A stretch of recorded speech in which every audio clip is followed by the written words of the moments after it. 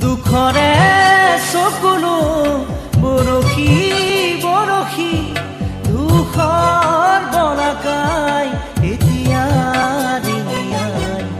ইপাৰ সিপাৰ উচিনা উচিনা